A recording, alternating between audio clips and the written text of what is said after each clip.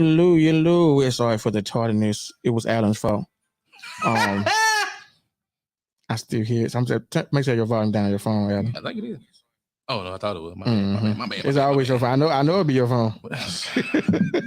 Take this nigga home. I don't really see it on mine yet. Nah, it be taking a minute to. Come on, what you on Facebook? Mm-hmm. No, I'm on YouTube. It's up already.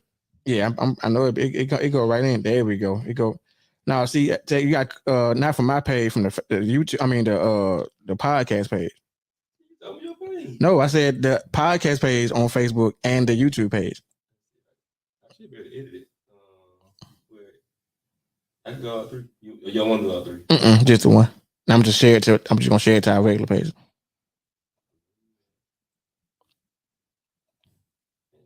Why did you share it on? I think I shared it on our page. Mm-hmm. Okay. He won't let me. It's Alan's fault. It's Alan's fault. I'll take the. We're gonna find somebody to blame. Why we blame me? Why we can blame somebody ain't here? You can't blame people that's not in the room. They can't defend themselves. Huh? Yeah, but I ain't gonna go live from my main page no more. We're gonna just do strictly the podcast Facebook page. See if it's on there now. Okay, let me see. It is now. Okay. And we're back. And we're sorry, it was Alan's fault. Again, technical difficulties been going on tonight. We're a little behind time, technical difficulties, everything. We're just gonna blame that guy. Okay. Blame the fat guy. It's the work. We're not gonna fat shame. We're not gonna say it's because you're big.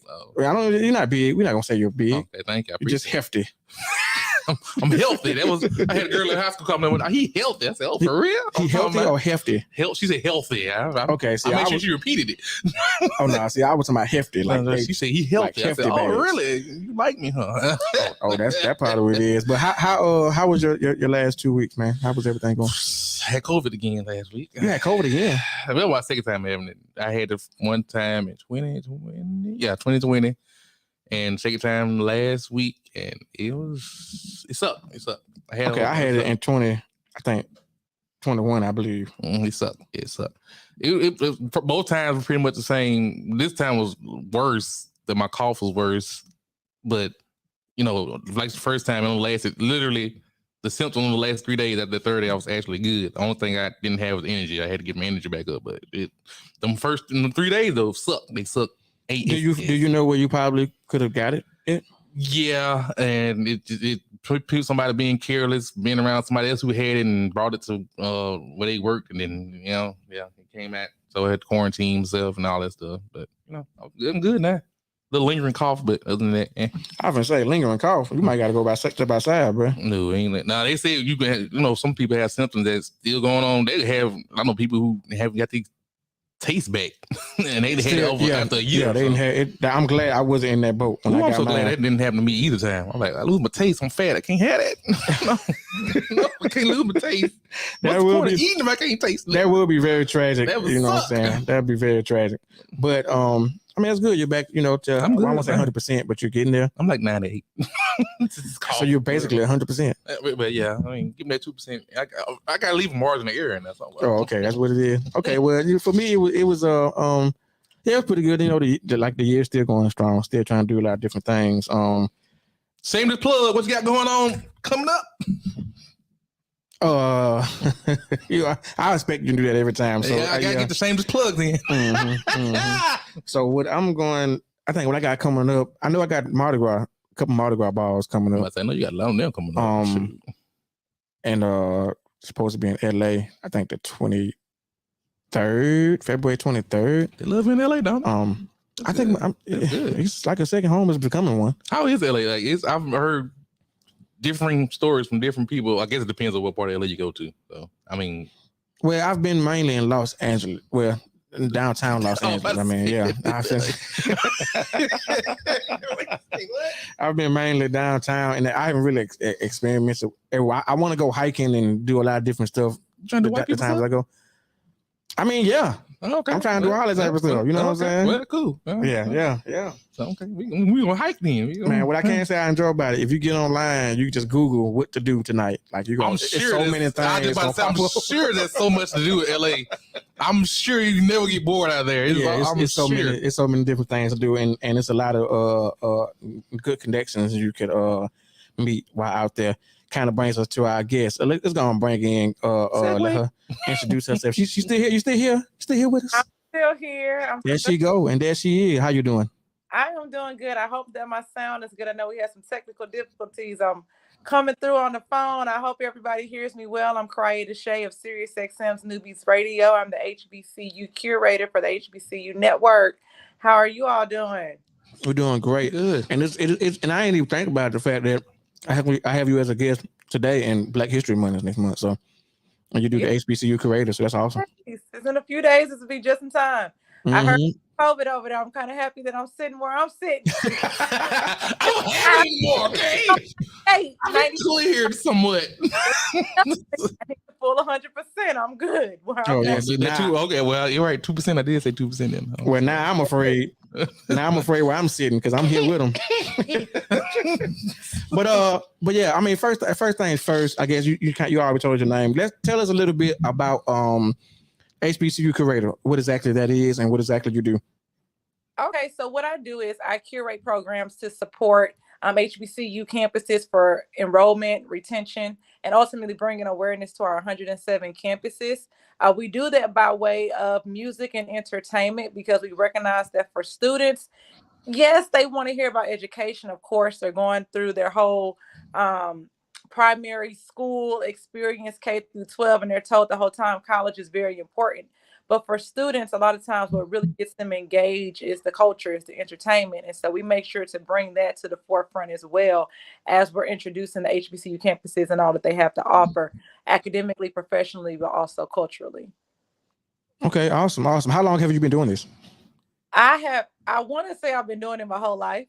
I grew up in St. Louis, Missouri. I went to a predominantly white middle school and high school, so my experience shifted. Elementary school, I was with my people. You know, I've been saying the irony of this. we were all, at the same socioeconomic background, but then I transitioned over to a predominantly white school, and it made me want to go back home. It made me want to go back to my roots. And I was young, I really have been advocating for HBCUs. When I applied to colleges, they are the only campuses that I applied to. I had my career college counselor ask me several times, "Are you sure?"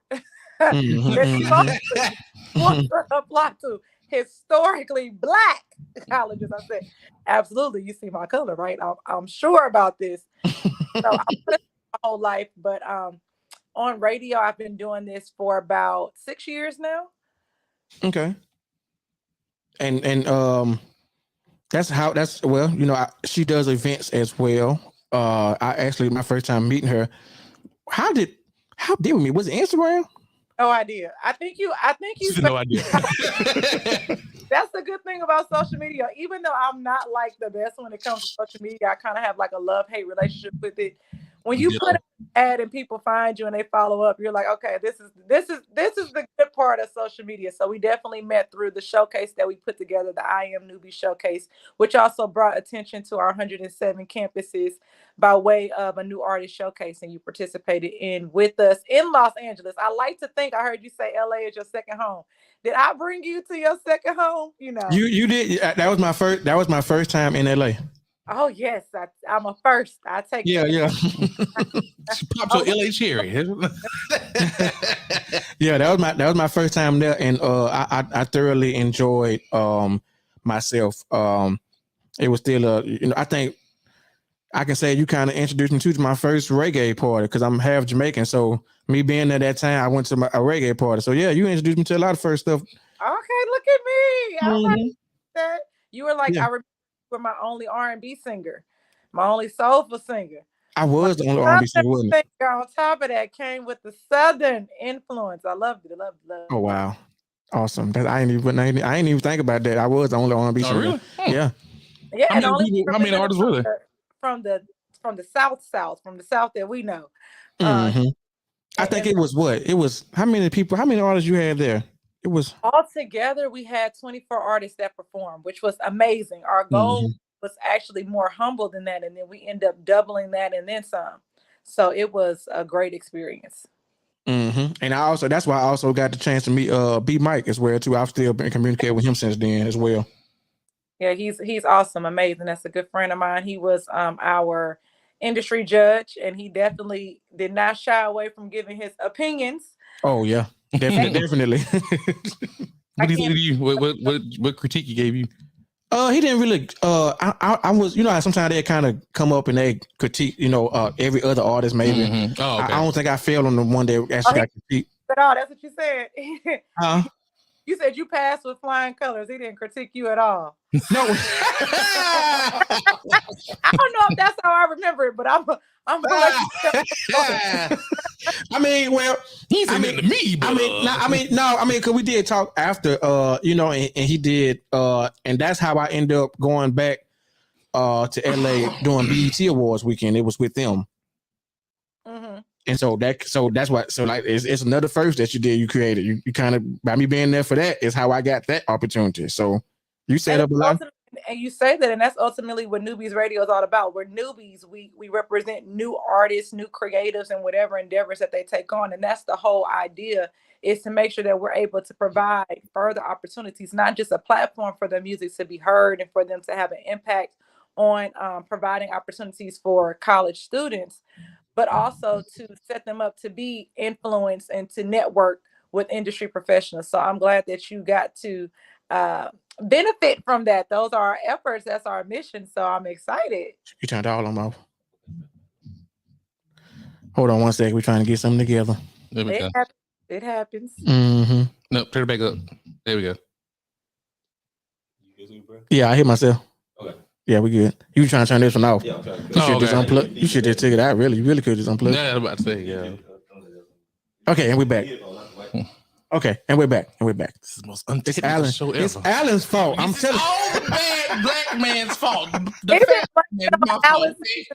Alan, don't take that. Don't take that, Alan. It's too late. I was backstage. I heard it all. He's been blaming you. But what are some since we're gearing up for to get ready for Black History Month, what are some things that you have coming up, or some things that you're doing dealing with HBCUs?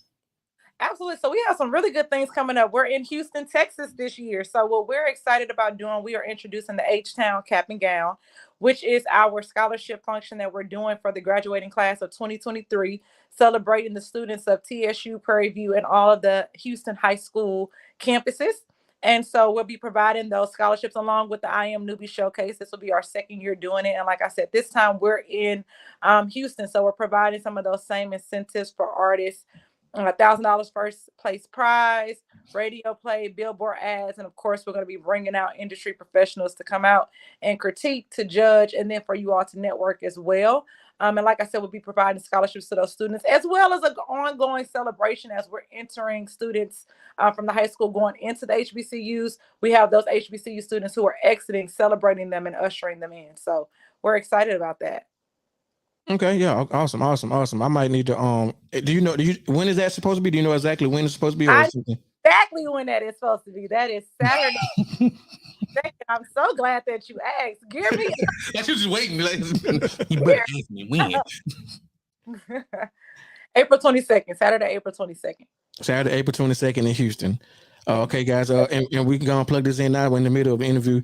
Her name, you see her name on the screen. You can go follow her on Instagram. Like she said, she's still not trying to get into the savviness of social media, but she will respond. I'm not trying to get into the pettiness of social media. That's what it is. Not the savvy. I'm a little savvy on this part. That's how I got you, right? Savvy. Yeah. Okay. Don't play me like that. But I don't get into the like me, pick me whole idea of social media. But I'm working on it to, really use it marketing wise. But yes, definitely tap in with me. You can tap in with Newbies as well. It should be showing up on the screen. That's NYOOBIEZ Newbies Radio. Okay, awesome. So, how did you get started? With doing things like this? Is it something you always wanted to do going up, or is it something that kind of became, at the older you got, is something that you kind of just wanted to start doing? Well, I've always wanted to give my opinion, my true opinion. I've always. Wait a minute, hold up. Say that. So it's just in me to speak my truth and to advocate. But as far as doing radio, I actually went to college for mathematics. I had no idea that there was an opportunity or a career in telling the truth, how it is, having an opinion, and speaking on it in a productive way, in an entertaining way as well. I got into it by way of quitting my job. I was a teacher. I Mhm. quit my job. I love the kids, but I did not want to be in the classroom. I got tired of saying, sit down, shut up, 1 + 1 is 2. I didn't want to do that for 30 She literally said F the kids. Love the kids. I love the kids, but and so I just kind of went through figuring out what I wanted to do next, and I actually came across a book that was called How to Love a Black Man. Mm.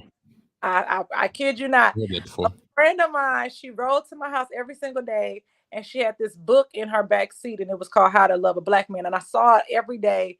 And one day I finally decided, like, hey girl, let me get that book. I'm interested to see what it's about. And I thought it was going to give me information most specifically to the plight of Black men, how to love you all specifically. What are your specific needs, your love languages, all this. I'm trying to romance, Mhm. And read the book, and I felt like it was just another book. I didn't feel like it really spoke specifically to me. And it was just like, women, do your hair, do your nails, agree, be nice, do what he says. I ain't like that. And I got interested Mischief. What? myself. And I No. said, is there a book called How to Love a Black Woman? Like, we have all of these books on how to love men. Are there any books on how to love women and how to love Black women? So I had looked it up, and there was a book by that title, but it was written by a man. So I decided to go to the public library. I was in North Carolina at the time, go to a public library to look it up, and they didn't have the book. And so, when you search things and it doesn't pop up, they give you related searches to it. Mhm. So when the related searches came up, the genre of books came up. The genre that came up of books was lesbian fiction. And What? I cannot make this up. What? And How to Love a Black Woman, and it back books from lesbian fiction. So the idea that someone would love a Black woman, it would be in a lustful, fantasiful way, not in a realistic manner. So I took offense to that. I think you all can understand how I took offense Yeah. Yeah, I see. to that. You know what I mean? Mhm. So I decided that I wanted to do a program centered around how to love Black women. And so I had a friend who was doing radio at the time, and I said, hey, for Valentine's Day, can I be a guest on your show? And I want to do a series, a show centered called How to Love a Black Woman, centered on what it means to love us specifically, because I'm sure you all have had relationships with Black women. It's different. Yeah. It is. It's complicated. You It's an have experience. to these lovely waters. And so That's the way to put it, huh? that's the way to put it. I hope that wasn't, going the wrong way. I hope There's no wrong way here. Okay, my true opinion. I can give my true opinion. There you go. There you go. So I did that show, and I just sat in the studio, and I remember these young Black guys, and I was talking my stuff. I was giving my true opinion before there was a true opinion, but I was talking. I was like, yeah, love us this way, do it this way, do it that way. We're sitting there, and they were listening to me, and I just watched them just like stop, and they were like, okay. Write this down real quick. Oh. Knowledge. I might be on to something. Like, they're actually listening. Like, when you get a young man to like stop and listen, that's a moment for any Black woman in general. If you get that guy to listen, bask in that, take that on. That is a pat on the back. But I did that, and it just felt right. And so I ended up starting a program with 3 other women. It was called 4 Color Girls, and we just kept the conversation going. And we found a huge audience in young Black men. Mhm. And so with us being in radio, we were bringing on new artists, and they wanted to promote their music, but they were also engaged in the conversation that we were having. And so I realized that as we were moving forward, I actually had 2 shows in one. I wanted to speak specifically to the female side and to our Black experience as women, but I also wanted to give voice to my guys and give voice to their music. And so that's how Newbies came about a few years later after 4 Color Girls. Yeah, yeah, and I think like I still think about it all the time. You know, my first time in LA, you know, and that event. So that would hold I guess a special place because that was the first time I got to see them waters on that side. Water, what waters or the LA waters? Which one we talking about? I'm gonna say both of them. Oh Lord, he just wants to tell all the men. He said both of them. Yeah, it was a great experience though. And I'll be honored to come and participate in future events or anything that you're doing as well, even if it's. Well, we have Houston, April 22nd, 2023. Plug. Okay. Okay, we gonna talk. Shameless with it. Yeah, we gonna talk. We gonna talk. But let me see if it's another question I can have for you. What are some people that you have had the opportunity? Who are some people that you've had the opportunity to work with as far as being the HBCU curator and as far as working with Sirius XM satellite radio? Because that is huge all on its own. Yeah, I've had the honor of working with a lot of different artists, a lot of new artists, most specifically, because that's the core of what we do. For me, I've always been very specific about new artists because the one thing that I don't want people doing in an effort to promote themselves, to build a future for themselves through their music or their art, is I don't want anyone having to jump over the moon and over a hoop and a loop and, doing some things in the back room. I wanted to eliminate that for them to be able to put themselves on a platform and really be able to push what it is that they're doing. So I've got to work with a lot of different artists across different genres, different art mediums. There's none in specific that just pop out. And I don't say that to say like nobody's popping, not to say anything about you, Tru, because you were popping at the. I just about to say she could have got you in there somewhere, but she said your name that one time. I say that right, but it's a matter of I just meet so many creative people. And I'm always amazed at just how many people are committed and dedicated to using their voice, to using their music and their art to connect with other people, to connect with themselves. And I'm always very amazed in that. So I've got to work with, over like 1,000 different artists and just really being able to participate in their work. And that's been amazing for me. Okay. Anything you would like to ask, Alan? Actually, you say you're a very opinionated woman, Black woman specifically. So I want to ask you about HBCU and all this stuff. So speak to somebody who's an actual curator. I want to know your opinion on the whole Deion Sanders and Ed Reed situation and stuff like that.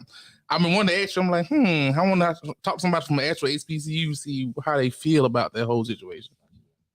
It's so funny because I've been waiting for this question. I've been waiting for somebody to ask. Yes. Opinion.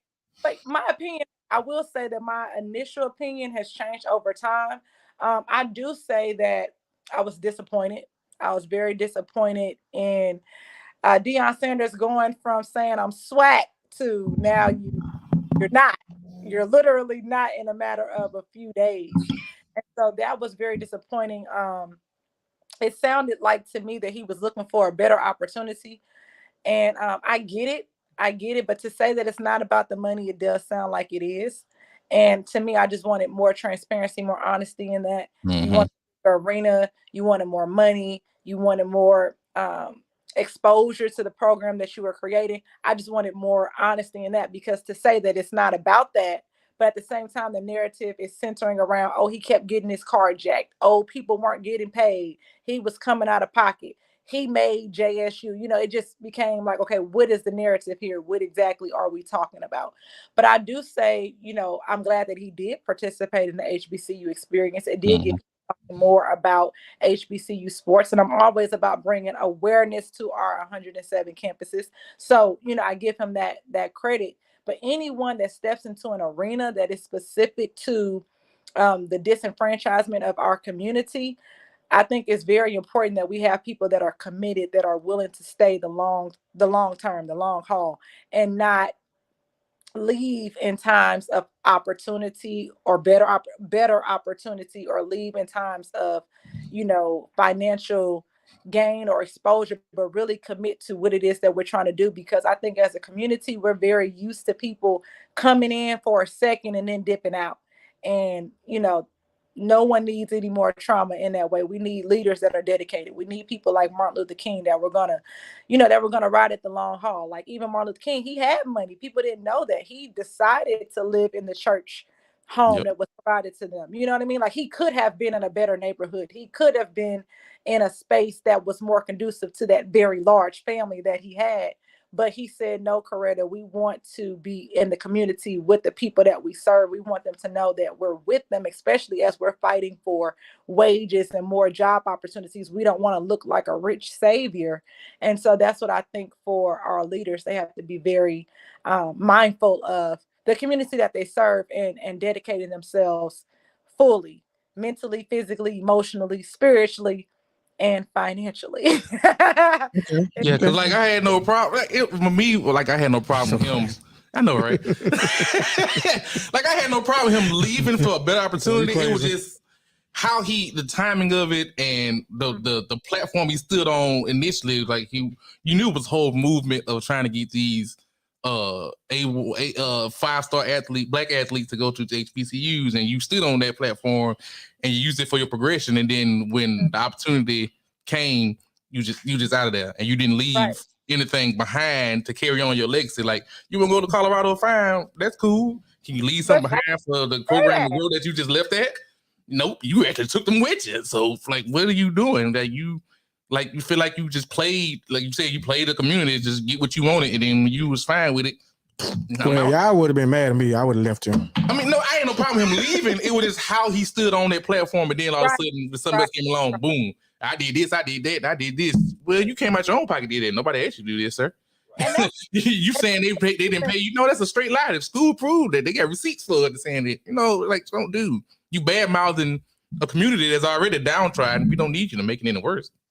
Right. And that's what anything when you're doing, if you're doing it for service and you're anything, right? If it's a serve community, you have to expect to really extend yourself more than you would in a prosperous community, right? That's the whole point. We're bringing resources to this community, and it might be your resources. Exactly. Like, don't talk about them when you doing it yourself. Like you didn't ask them to. Like what you supposed to do it with your heart. Yeah, exactly. You use for opportunity, which is fine, but don't sit on something, don't stand on something beforehand and change your mind. Like, I didn't say I was swag. Okay, well, we have a question in the comments. We talked about Deion Sanders. Do you know a lot about the Ed Reed situation as well? Yeah, I want to know about that too. The who situation? The Ed Reed. And I may, but I may not. Can you expand on it for me? The coach that was at Bethune. Well, Ed Reed. Ed Reed was like one of the best football players. Yeah, he pretty much said he had the job. And he was there for like a week or two before they officially made it. But then he went on Instagram, I think, and just held a whole rant about he had a whole rant. He was cussing and he was explaining about how the campus looked and how a lot of different stuff looked and how and then they cut ties with him because of that. I don't know about the whole thing. I haven't looked into that. I've been moving and shit. But what I will say to that, that's not new. And I think a lot of people have to adjust their perspective of HBCUs. When you go there, it is not your state fund. It's not your big state funded school. I had the same argument when I was on campus. I went to Bennett College, which was the first HBCU for all women. And when I came in 2009, they were just getting air conditioning, like air conditioning units in the dorms. And so there were girls that came behind me that were complaining. I'm like, I'm sorry, this is not, you have to know where you are. You have to know what you're coming for and be a part of building it up, right? This is a legacy. We're building something up that's ours, right? So don't tear it down, build it up. Okay, it's no flowers on the lawn, get to gardening, okay? Floors dirty, get them up. You know what I mean? There's no air conditioning. Let's put together some scholarships and resources. Let's reach out to some sponsors.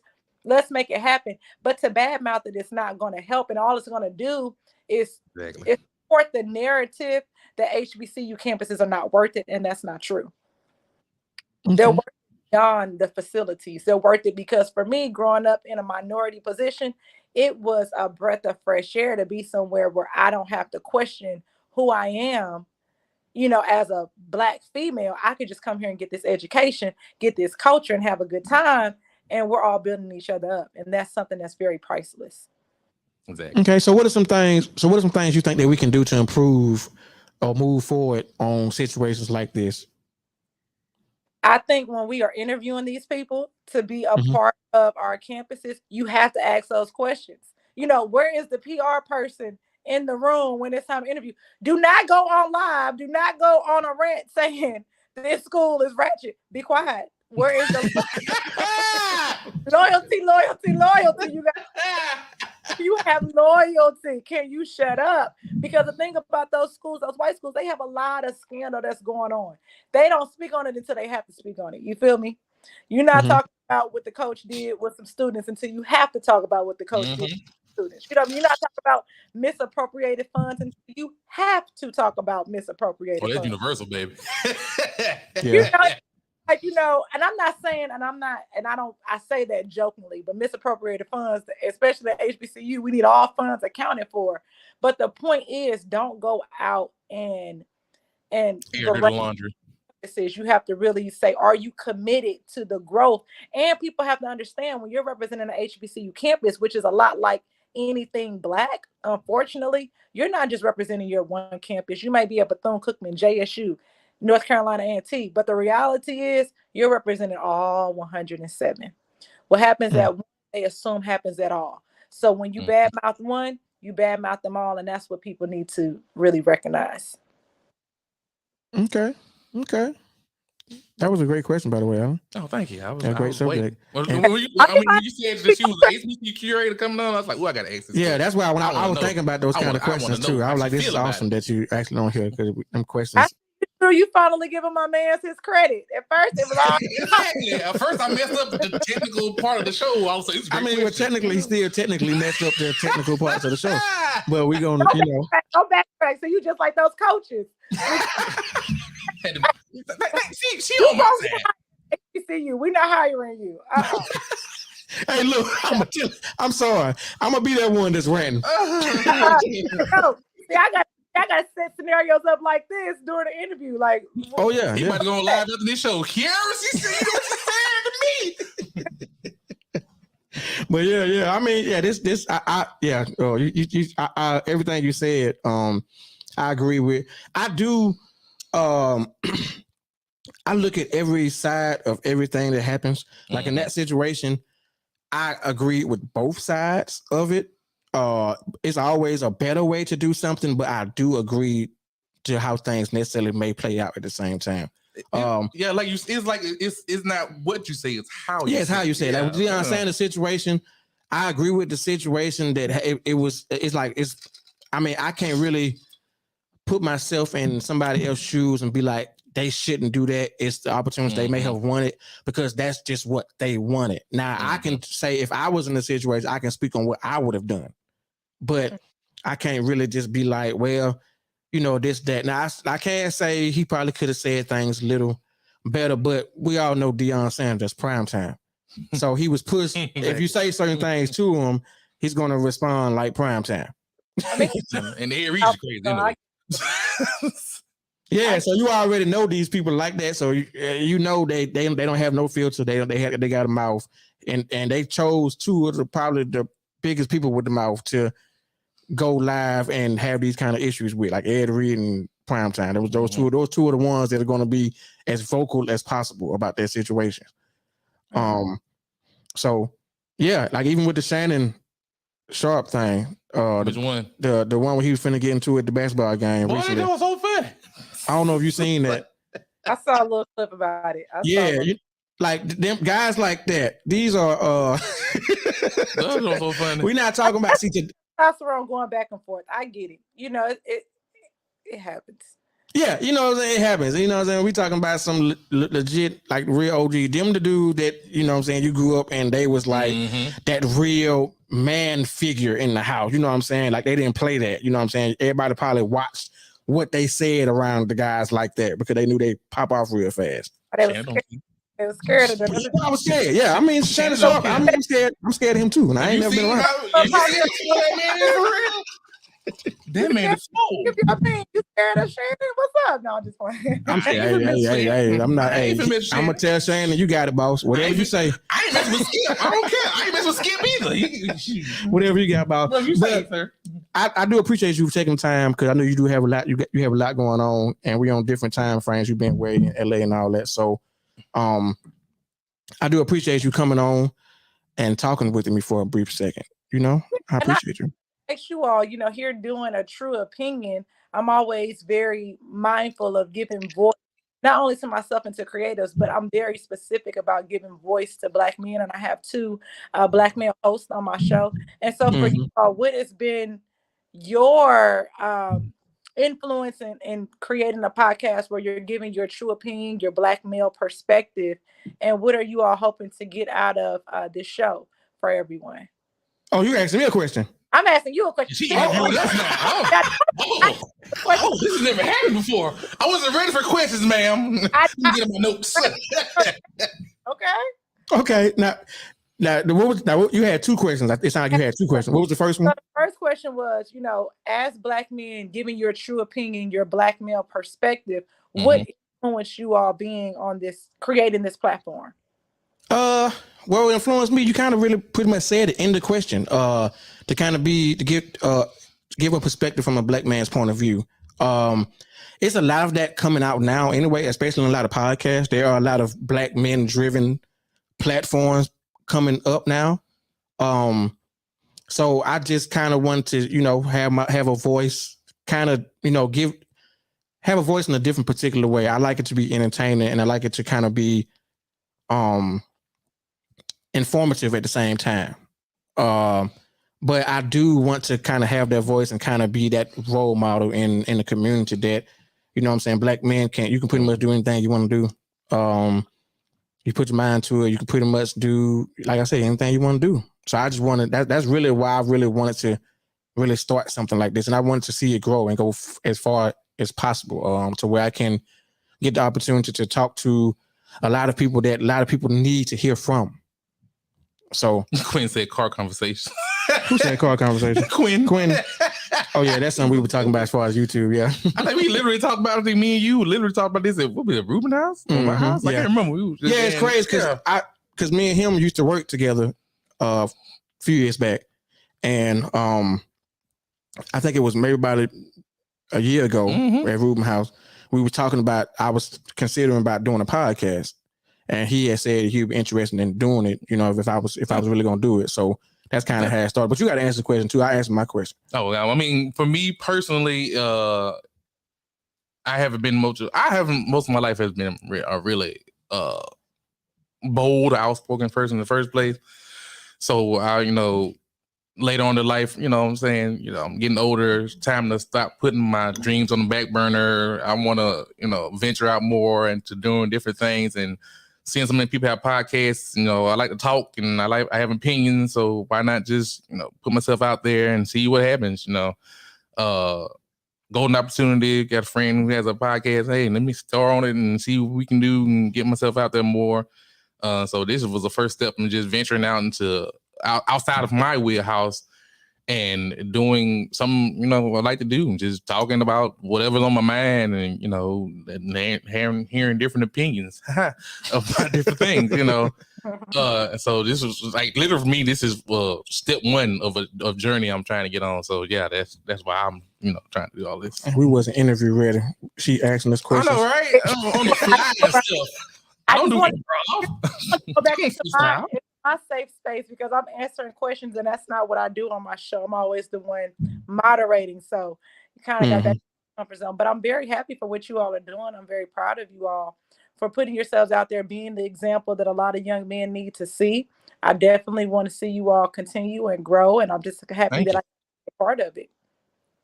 Yeah, I mean, we should if in the things in the near future that you have, I think I would like to be a part of it. April 22nd. I know that. What you say? Cap and gown. April 22nd. You said cap and gown. It's the H-Town. Our event is called the H-Town Cap and Gown. So like H-Town Cap and Gown. We're celebrating the class of 2023. We want everyone. So this is what I didn't say. So it's called the cap and gown. And what we want people to do, you know how people graduate and they decorate their caps? Mm-hmm. Well, we want people to do, especially alums and those that are graduating, we want people to decorate their gowns, because after you graduate, what do you do with your gown?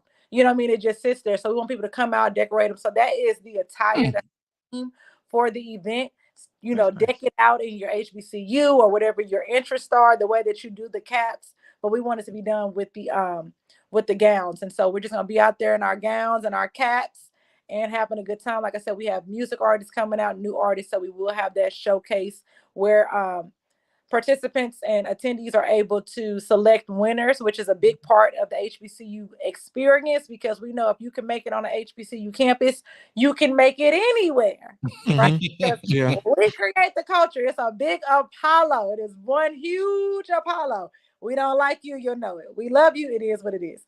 And so we want to bring that experience, and we're going to have vendors come out. We're giving away computers at the event. You can walk away with, I think we're giving up to like 500 computers to different families. So that's going to be good. Free for them. It's going to be amazing. It's going to be good.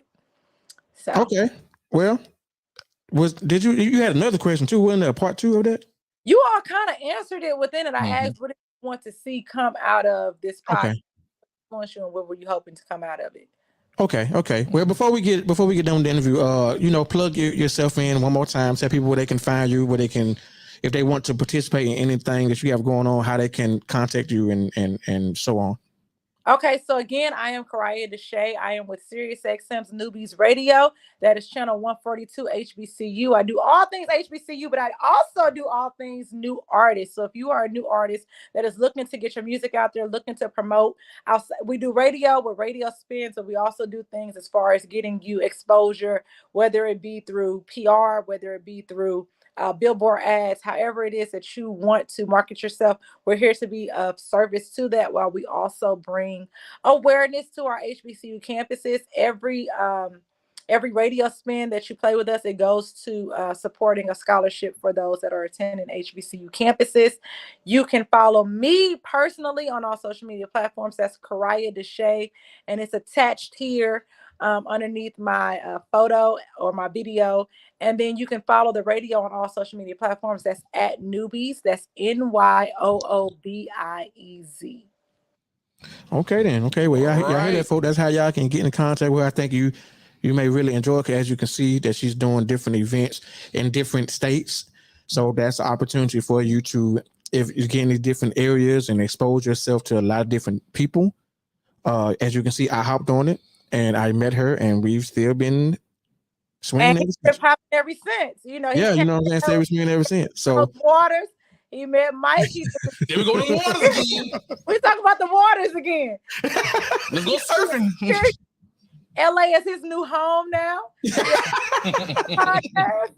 could be you. And I tell people here all the time, man, you got to get out, man. You got to get out to these different places, because I meet, every time I go somewhere, I meet somebody, and that's most of the people that I've had on the show thus far. I met them from being in their city or something like that. So yeah, people, you got to do it, man. You got to get out. You got to move around. If you want the world to know you, how they gonna find out who you are if you staying in one space? Yeah. And what I add about our experiences, and Tru, you can attest to this, we make sure that we choose some of the coolest venues out there. We did Sneaker Talk. Actually, the last event that they had here in the States before they went over to Korea, Russell Simmons took on that business.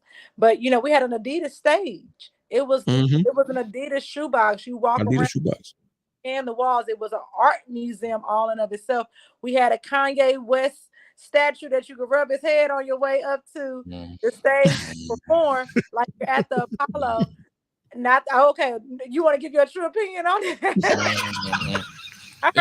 If you ever watch Indy's podcast, every time they talk about Kanye, I shut my mouth. I don't got nothing to say about that man. I'm just saying, I had a lot of artists that liked him, so he was available for those who enjoy him. But we made sure to choose some of the cool out there. So it's always going to be an experience with us for sure. We don't shortchange on that. Yeah, most definitely. Now we have about 16, 17 minutes. Now, we normally go into this part of the show, we kind of discuss about different topics and stuff like that. Now, if you want to stay on for these next 17 minutes and kind of discuss these things with us? I'm with it. I'm here. Oh, okay, cool. Okay, she's opinionated. Well, the first thing I want to talk about, a post I seen on Facebook, a young lady was saying about paying all of your bills alone and then inviting a man over sounds crazy to me. Huh? So paying all your bills alone and then inviting a man to come over to see you is crazy. Like and come over and he don't help you with your bills. Basically. So, okay. So the first time he come over, he got to pay something. But you lost. She lost me at the inviting. You inviting him. Yeah. And this is somebody that she's dated, that she's messing around with on it, or whoever this is messing around. You gonna come over here and eat my food? You gonna put some money in my pocket for this rice, nigga? We can say that out here. I'm sorry. I slipped. My bad. What you can, but I said the N-word. Oh, you said the N-word? Oh, I didn't. See, sometimes they be slipping. I be having to catch them. Yeah, we get a couple curse words in. That's my quota. I got 2 more. So what's the question? Are we agreeing with that or disagreeing? Yeah, how did you feel about that? And it's good you being a woman. I was about to say she's a woman. And you're very opinionated, so it's good that you here to answer. She's an opinionated black woman. Yeah. I know. Step into these waters. Okay, don't drown, y'all. It's funny because I'm actually. You need to trademark that. Keep copyright that phrase. I know, right? I was with my sister earlier because she's struggling right now with acceptance. She has this new man in her life, and he wants to give, and she's struggling with receiving. Like he'll ask her, "Hey, do you want me to get you some gas? Do you want some groceries? Do you want this?" So she has this guy that wants to give to her, but that's a struggle. So I think that in whatever you do, you want to be humble and not be entitled. If you had that man coming over there, you had that man coming over there. That's your opportunity to decide and to test.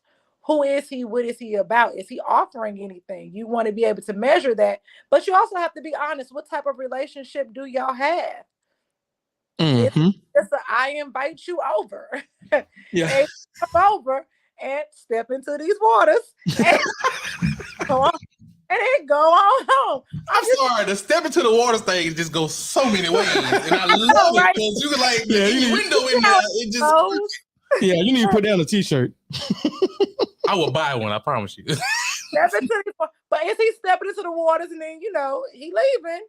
Is that established? Because, and then you also have to be able to say as a woman, are you able to speak your needs? A lot of times, and this has been very popular nowadays as far as your attachment theories and things like that. What are your attachment styles? But are you actually expressing your needs to these men? Are you expecting them to know just because they come over? Like, what type of communication are we having here? I was just about to say communication.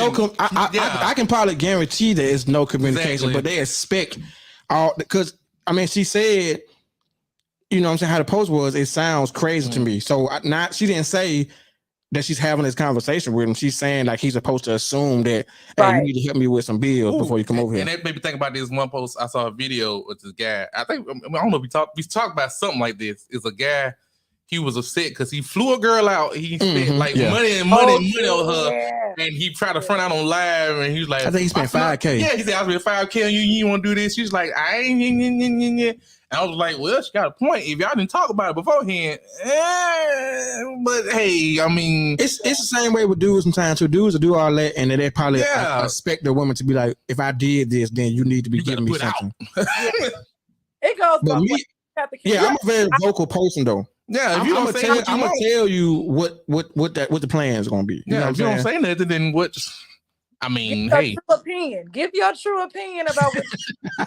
Because it sounds like you want a prostitute. You gonna pay for it. That's your hey, I ain't got no problem with that. But don't expect something just because. If you say, "Hey, girl, spend this money on you," I expect you to.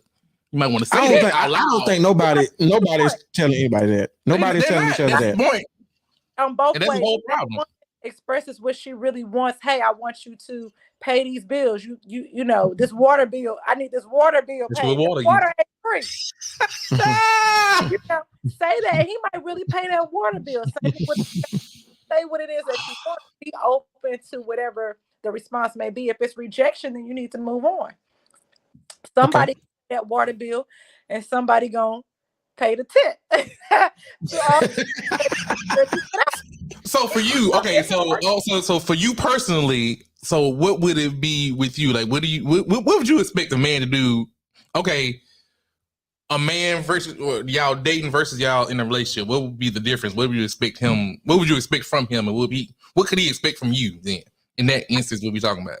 I think that's a good question. So for me, I would say, and I'm working on this as a woman going into transitioning out of my 20s, really stepping into womanhood. I could be honest about that. You know, I mean, we just got to be honest sometimes when we fall short of the glory. If I'm in it depends if we're living together or not. If I'm in a relationship, we're going to we're going to have to communicate. We're going to know my expectations. But if we're not living together, I'm handling my own bills. But that we step into that cohabitating, then I'm going to already have it established, and he's going to let me know what he's comfortable with, what I'm comfortable with. Are we doing 50-50? And my thing is, I don't mind doing 50-50, but I would like a man to not have the mindset of 50-50. Come in here saying you want to pay all these bills, and I say, hey, you know, babe, you ain't got to pay them all. But don't just come in here don't come in here say you got half on it. Really? That's communication. That's so important. Yeah, it is communication. All the time. Communication. It might sound cliche, it's old, but whatever. Communication. If you don't talk about it, then guess what? It's a problem. Okay. Well, the next thing which has been going rabid on the internets, Young Miami and her golden showers. I missed this. I think. Oh, you didn't see that? She didn't say who it was by, but she just said she liked. Because I saw somebody said somebody did something, but I didn't know he did. They probably was trying to say it was him, but she was like, it was him. I mean, that's her kink. Hey, you think it was him? P-E-E. P-D. Oh, wait. She said P-E. I loved it. And I have a lot of respect for D, right? That's a different kind of water. There was some different waters. So I mean, that's her kink. If that was she like, no, that's nasty. I mean, it's nasty. That's her kink. I personally wouldn't do it, but I mean, that's nasty. I'm gonna look at anybody weird that asks me to do that. If you ask me to do that, I'm gonna be like, you know, it's time to go ahead and hit on that. Would you do it though?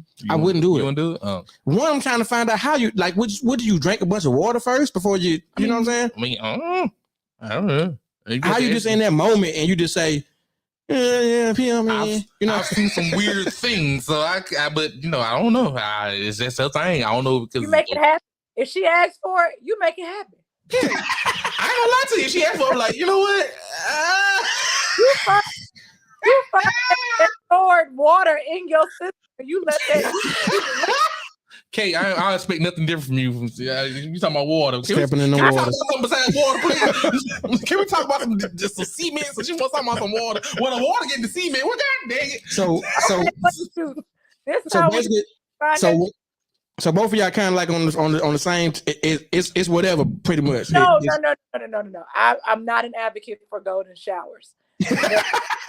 No, sir. I'm not an advocate for golden showers. I'm an advocate for doing what you feel comfortable with your kink. I ain't gonna kink shame nobody. That's her thing.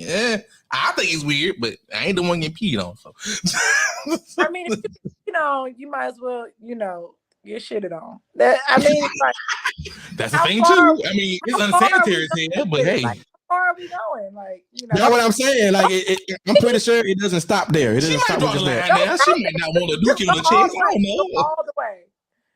It don't stop there. I mean, I don't know. I don't know. I'm just trying to, when people have their own kinks. I just want to know where it came from. Like, where did you learn that you knew you like to get peed on? Yeah, like how did it transpire? Like, I don't know. That transpire. It started in the pool. You're in the pool and you pee. I had somebody else different, man. Like the dude was trying to finish, and then he mistakenly peed. She's like, "Ooh, that felt good." Like, wait. And I seen what you said.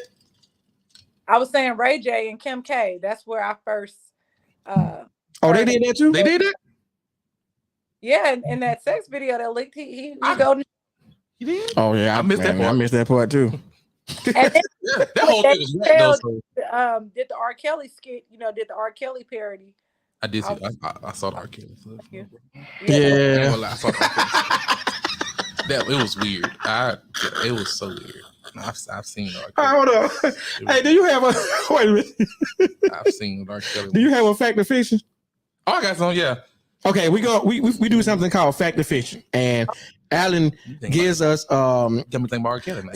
the last one. Okay, that's some waters. The last one he did, he was telling us about milk. I think he was telling us about milk. That How was the milk first is. one. I forgot what the last one was.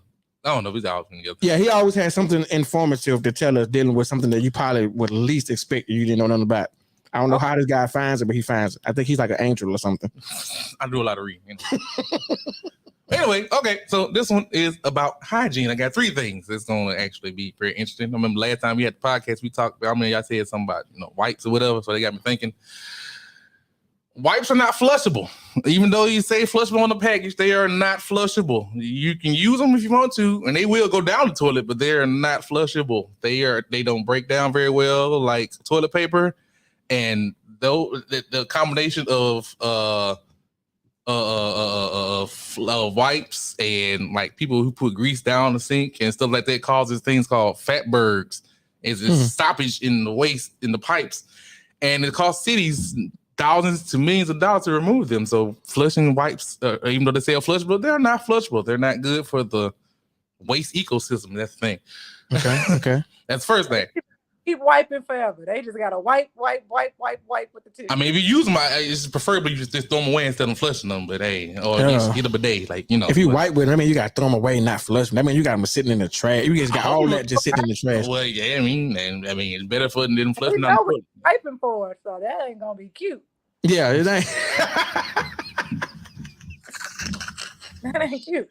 You don't want to put the wipes in the waters, okay? That's what I'm trying to say. Flush them. How many people's toilets have backed up from it? Probably, yeah. I mean, they back up from what you call it, but it just it costs the city thousands of millions of dollars, which goes back to your pocket. So they got it. That's something to think about. You say they got it. They got it. I don't. Mr. McDaniel, you been flushing wipes? Nah, man, ain't want me. So what's the next one you got? So on hygiene. Did you know Listerine was initially a floor cleaner? Ooh. Wow. It was a floor cleaner or antiseptic that people used to clean their feet with and all kinds of stuff. Yeah, like literally. So it didn't become a mark. It didn't become a use for mouthwash until so Listerine sales sucked because even though they had it sucked. So the guy's son who actually made Listerine, he actually coined the term halitosis. Halitosis is actually not a technical medical term. He took the word halitus from Latin and added osis to it and made it a term that means bad breath. And so, yeah, literally. And so they coined the term halitosis and made a whole marketing campaign shaming people for having bad breaths and used it to sell Listerine. He's a Trump supporter for sure. He would be a Trump. So they used it and they shamed people in the advertisement, and their sales went up 400% over the next few years after they did that. So it was a marketing ploy and they worked. And it was so good that they actually coined the term halitosis ads after them. And so going to my next fact, the toilet paper industry actually used we went back to the wipes. They actually used that and shamed people and called them dirty and nasty and all this kind of stuff. Mm-hmm. And so they actually got their sales going up with wipes and all that stuff and make the whole thing whatever. So that was going back to that one. But the third thing was, y'all probably gonna believe, and it was funny, that you don't have to shower every day. Technically, you don't have to shower every day. According to whom? She gonna get in the water. According to dermatologists, you can talk to dermatologists. You have to research it. The white dermatologist, the black dermatologist. There's a difference. Well, actually, you can, because our body is it naturally like when you have colds or you're sick and stuff, you get a fever. Our body take care of itself. Like the fever is a sign. Body's heating itself up to get rid of trying to kill the germs or whatever in your body. When you cold, you shiver because the motion and the all that makes you heat up. So naturally, our body actually naturally tries to clean itself. So the more that you shower and use soaps and stuff, it actually washes away those natural lipids and that's supposed to help your body stay clean. So the more you shower, the more you kill those those lipids and everything that it does that. Now, I'm not saying you shouldn't shower, but I'm just saying you just be aware that if you shower every day, so we've been looking at must the wrong way. That must is actually. I ain't saying don't put on deodorant. Now they say if you're gonna wash, Don't use heavy soap and hit your hot spots mostly. And if you like, I ain't saying if you working out, you go to the basketball gym or sweating every day, don't shower new. I'm just saying like on a normal day, if you ain't really doing nothing or you ain't really did nothing, you don't have to really scrub down. You just get the towel and bloop, bloop, bloop, and everything. You be good. All And right. that's the same thing with lotion too. Lotion actually, we never have natural. Huh? Say that to those kids right now getting bullied for oh, don't put that out there. Shower every day. I mean, I ain't saying it so you don't have to. Just be aware. I know these things just to be aware. Like I said with the whole milk thing, I ain't saying don't drink milk. It's up to you. You don't drink that. Just be aware that it's just this and does that. You know what I'm saying? Yeah. I'm not a big fan of milk myself, so I agree with that one. If you didn't watch it, guess we're the only mammals that drink milk after our adolescence. So that's one thing. And we're the only ones who drink milk from another mammal. Like, why are we drinking cow's milk? It's from a cow. It's for cows. Oh yeah, that makes sense though. It does make sense when you think about it. Mm-hmm. Yeah, we're odd like that. We like to get some of us like to get peed on. It's just one of those things. Can we have her on the show normally? Can we just have her? Yeah, normally. She called in there. She just needs to be on there. But yeah, man. Hey, man, it was a good. Hey, I enjoyed this night, man. Thoroughly, man. It was a good episode. I appreciate my good friend here for coming on, and you make sure you guys tap in with. I'll plug yourself in one more time before we get out of here. And I'm glad you said friend because I'm your best friend, Creator Shay, as heard on Sirius XM HBCU. Follow us. That's at Doobies, NYOOBIEZ, because we are celebrating HBCU campuses and we are celebrating new artists and everything that we do. And it's your music, your voice with us. Now, if you want to have us do a live podcast from one of your events one time, you know what I'm saying? Oh yeah, that's where I was plugging in. Okay, let's plug y'all in on April 22nd, 2023. Hey, don't play. I'll show putting the PTO in. No, we can do it. We can do it. Man, let's do that. We're gonna do that. I would love it. You all are doing positive things. Y'all are funny. Y'all are cool. Just that day, True. Mm-hmm. Don't be that one of them HBCU coaches. I need you to be committed. Okay. Man, KB was gonna do your thing on 22nd, but guess what, man? L.A. Reid called us and said, so I'm gonna go out there because y'all don't cut y'all grass. Y'all make me pay for my own hotel room. And I would say, look, you ain't gotta do me like that. Just go hang out with L.A. Reid. You ain't got. Nah, man. We gonna do it. April 22nd, man. We in Houston. It's done. It's done. Let's do it. Okay, well, I appreciate that, man. Alan, you got anything you want to say to the people before we get here? Like she asked earlier about I'm just personal growth, I'm writing most, like you said, I know you noticed earlier about my review stuff. Mm-hmm. Doing a lot more writing this year, trying to get that out there. That kind of stuff, and it's all just trying to get myself out there. And then yeah, and that's me too. I'm a big advocate for people for not allowing people to sleep on their talents. I can't stand it. If I know you got talents or it's something you say you want to do, then I'll be that person that telling you, hey man, let's do it. Let's go ahead and put it in motion. You know what I'm saying? I don't like people to kind of just talk about something that they want to do and never do it. And don't let age stop either. Don't let age stop either. Oh no, age doesn't stop anything. Don't let age stop. Go on, step in the waters. Yep. Nah. But I'm True, man. This is Alan, man. Huh? Gotta put that on a shirt. Go ahead, step in the Please do. Yeah, you gotta put that on a shirt. If you don't, I'm gonna put it on a shirt and I'm gonna send you the picture and be like, see, here you go. I don't know if it worked for us. I'm not stepping in the water though. It won't work with us. Yeah, that's a woman thing. I'm gonna think of something else. But this is a True Opinion, man. I'm True, and make sure y'all follow and like and subscribe on all our pages on Instagram, on YouTube, and also on Facebook.